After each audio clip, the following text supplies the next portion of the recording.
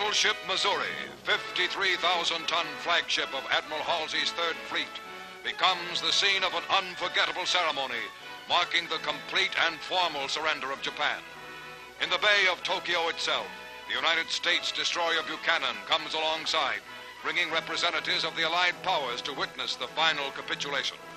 General of the Army Douglas MacArthur, Supreme Allied Commander for the occupation of Japan, boards the Missouri. Fleet Admiral Nimitz, Pacific Fleet Commander, and Admiral Halsey welcome MacArthur and his Chief of Staff, General Sutherland, aboard. Admiral Nimitz escorts General MacArthur to the Missouri's veranda deck, where the 20-minute ceremony is to take place. It is Sunday, September 2nd, 1945.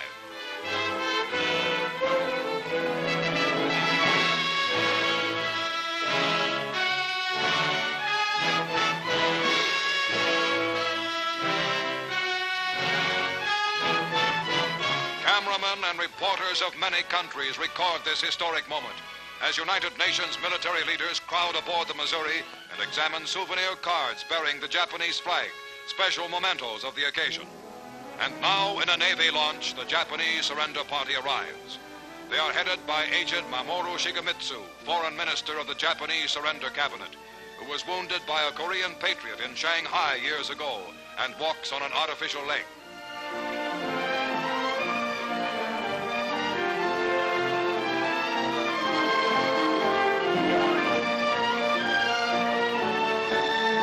The Japanese delegation lines up on the opposite side of the surrender table from the Allies.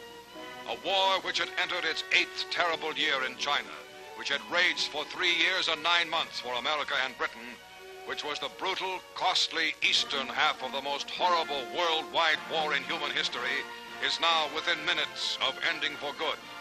General MacArthur speaks. We are gathered here, representatives of the major warring powers, to conclude a solemn agreement whereby peace may be restored.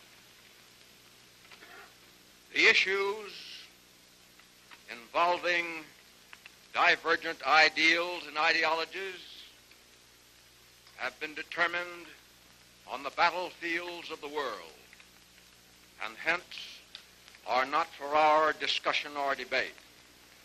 The terms and conditions upon which surrender of the Japanese imperial forces is here to be given and accepted are contained in the instrument of surrender now before you.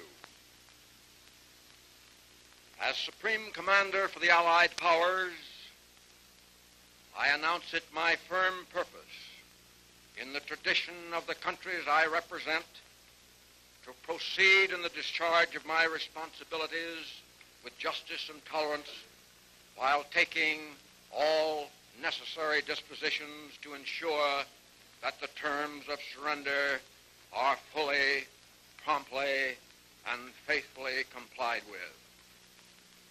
I now invite the representatives of the Emperor of Japan and the Japanese government and the Japanese Imperial General Headquarters to sign the instrument of surrender at the places indicated. Mr. Shigemitsu comes to the surrender table. These dramatic first pictures were made by newsreel war correspondents and Army and Navy cameramen and were specially flown back from Tokyo. The time is 9:05 a.m. The Japanese have been on board exactly 10 minutes.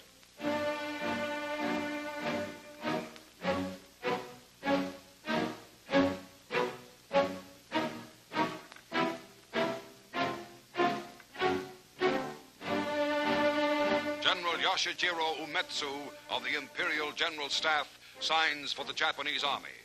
The surrender documents by which Japan agrees to lay down arms completely and to obey all Allied orders issued by General MacArthur were printed by the Army on rare parchment found in a basement in ravaged Manila.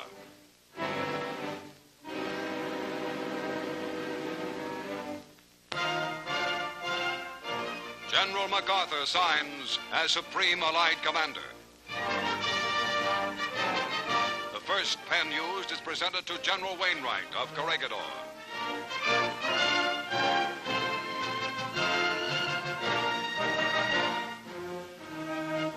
The second pen to British General Percival, commander at the surrender of Singapore. MacArthur uses 6 pens in all, affixing what will be the most important signature in Japan to the document that ends permanently that nation's regime of terror and aggression.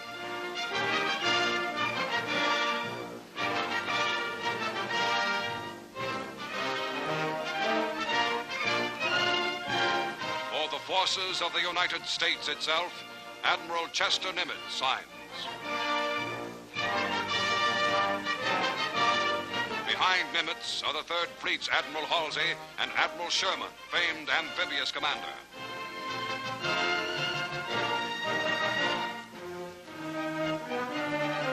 General Su Young Chang, Chief of Military Operations for the Chinese National Council, signs for China. Admiral Sir Bruce Fraser, commander of the British Pacific Fleet for the United Kingdom.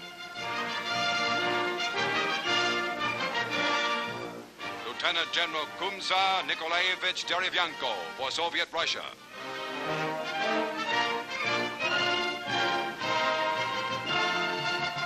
General Sir Thomas Blamey for Australia. Colonel Lawrence Moore Cosgrave for Canada. General Jacques Leclerc, hero of Africa and Paris, for France.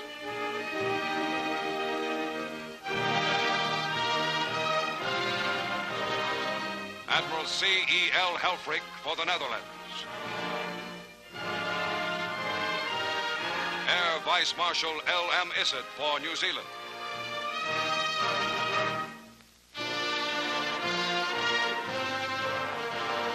Concluding the brief history-making ceremony, General MacArthur expresses a wish.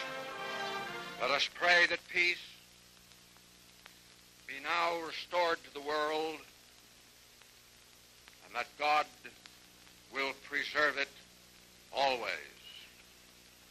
These proceedings are closed. Swarms of United States aircraft fly in formation overhead as the ceremony ends. The final United Nations victory has been won. The war is over. Peace is here.